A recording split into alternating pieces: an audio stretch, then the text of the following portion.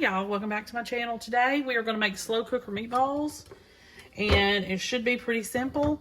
You're going to use frozen, pre-frozen meatballs. This is about a 3-pound bag.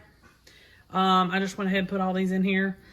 You don't have to use that many. Just the regular size bag would work, not just the family size. So 2 to 3 dozen is what you need. This is way more than that. But we'll go ahead and make the sauce. I may double it. That way I have plenty for this. And we're going to serve this over ice. So let's get started. Kung Pao meatballs. So let's set this aside. And then we're going to go ahead and work on our sauce, because we need to get this started quickly because it's already 12 o'clock and I don't have it cooking.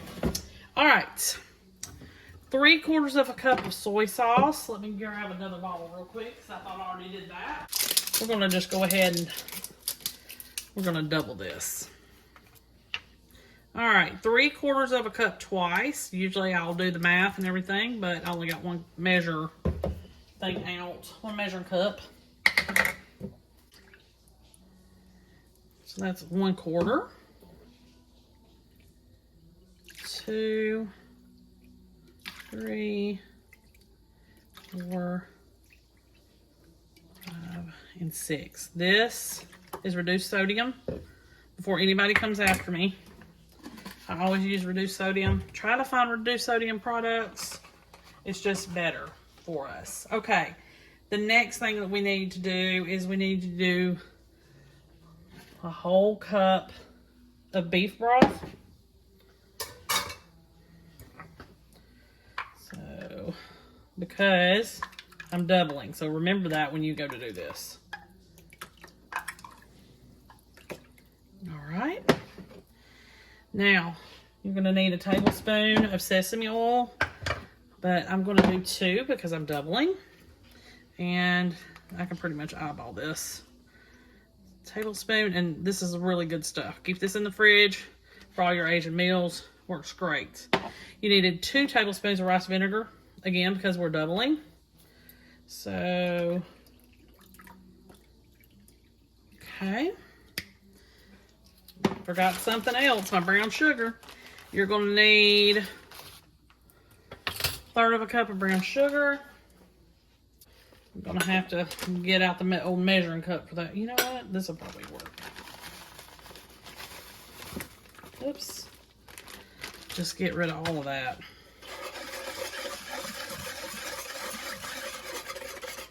Kung Pao meatballs.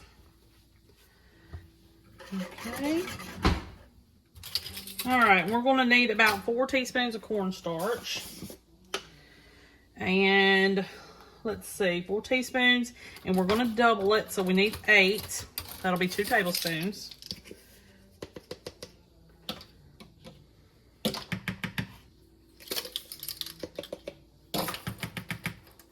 Okay.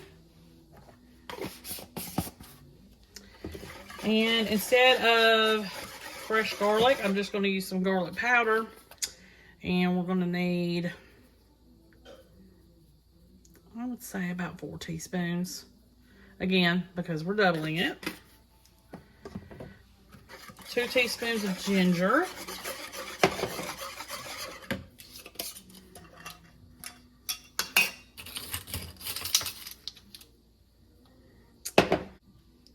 One,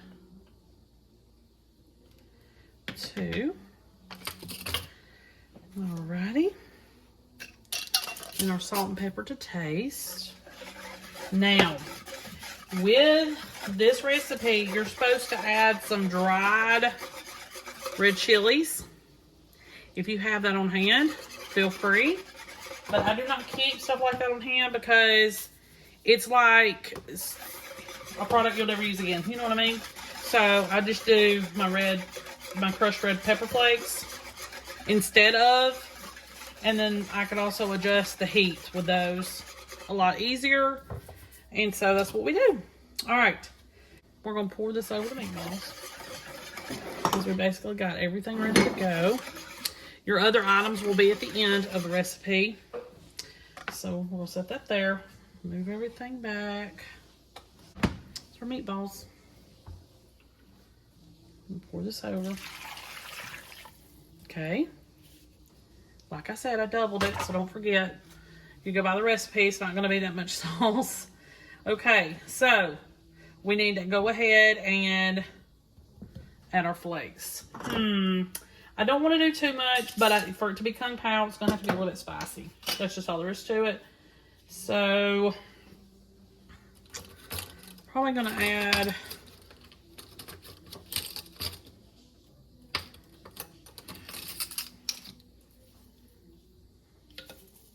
about a teaspoon. And I just noticed where it looks like my measuring spoons are mismeasured. That's great. Okay, so we got that. I'm going to continue to kind of stir this. I want to wait till these thaw just a little bit more. But you're going to cook this on low for 4 to 6 hours or until the sauce is thickened and bubbly. And then 30 minutes before serving, we have to do a few more things. So don't forget that. Make sure you account for that time. Let's get this cooking. Low, 4 to 6 hours. I'll see you back here. Okay, y'all. So this is about 30 minutes before we have to serve. We're going to add some green onion and some bell pepper. You can do whatever color you want. The recipe calls for red. I was just going to do green. It's cheaper. And you're going to also put in, I put in dry roasted peanuts. You can do whatever you want. But no sense in getting a lot of stuff that you typically don't eat. You know what I mean? So I just got the things that I know that we'll eat because we only need like a cup's worth of those peanuts. Now what I'm going to do is let this continue on low and come back to it. And, you know, let's see if these peppers have softened. If they haven't, they're going to stay on another extra 30 minutes. But hopefully we're done with this dish. I've already got my rice cooked. I'm just waiting on this to get done.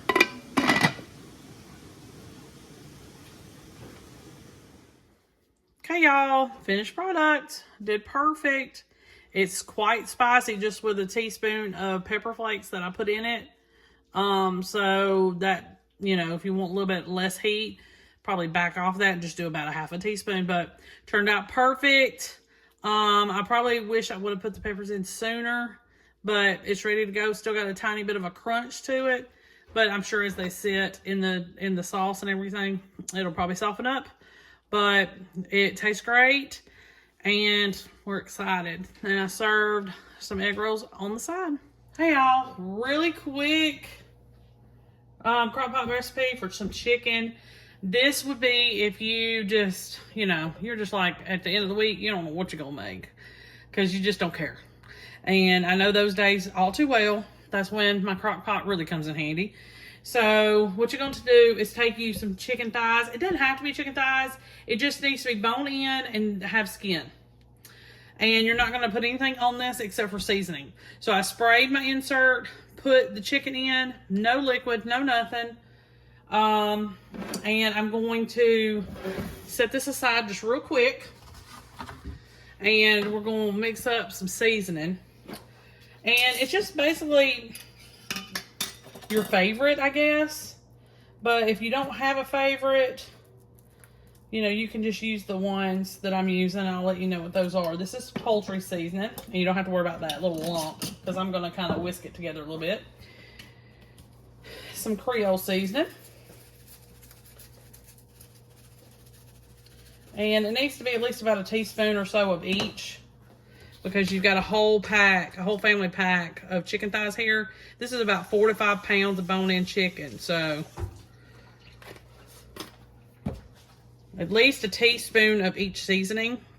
I've already did Creole seasoning, poultry seasoning, garlic powder. This is a little bit of paprika. I go light on the paprika. Just not a fan of that as much as the rest. Onion powder. I like onion powder, so I'm going to put a little extra. So this will probably be about a teaspoon and a half. Lots of pepper. And some salt. Now, you can make up your own little whatever. A lot of time, rosemary and thyme are a lot of people's standby when it comes to roast chicken. So it's kind of what you're doing, like a roast chicken sort of situation.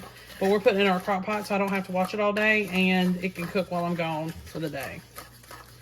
So I'm just going to whisk all this together. Try to get as much lumps of the out as I can. If I can't, that's fine too. All right, now pull this back over, put all the seasoning on top. And you know, I may not have done enough, but it's okay because I've got it pretty much ready to go. You know what I mean? We're headed down the right lane on this. 3 to 4 hours on high, 6 to 8 on low. I'm going to put it on low, let it cook all day. And what we're going to do at the end, I'm going to probably take it out and crisp up the skin under the broiler because it may not be crisp, it may be too wet. But this is going to make its own juice. And you can do anything with that. You can probably make gravy with it if you want to. I'm not going to, but you could. But it's just real simple, real easy. Doesn't require anything but spices and chicken. That's pretty much the cheapest you're going to ever get. Okay, I'll see you back here this afternoon. Okay, y'all, this is the finished product. Whenever you pull it out of the crock pot, you can put it in a baking dish and put it under the broiler on low and crisp up the skin a little bit.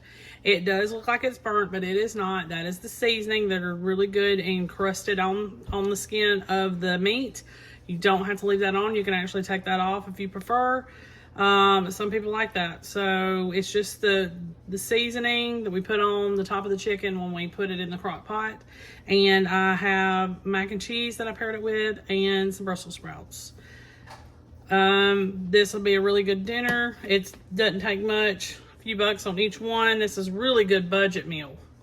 So if you're looking for something like that, and the chicken will have a lot of flavor. So it's basically can be compared to roasted chicken in the oven, except for a crock pot. You can leave it cooking for several hours. You don't have to watch it in the oven or heat your house up. Okay, make sure you like and subscribe. I'll see you next time.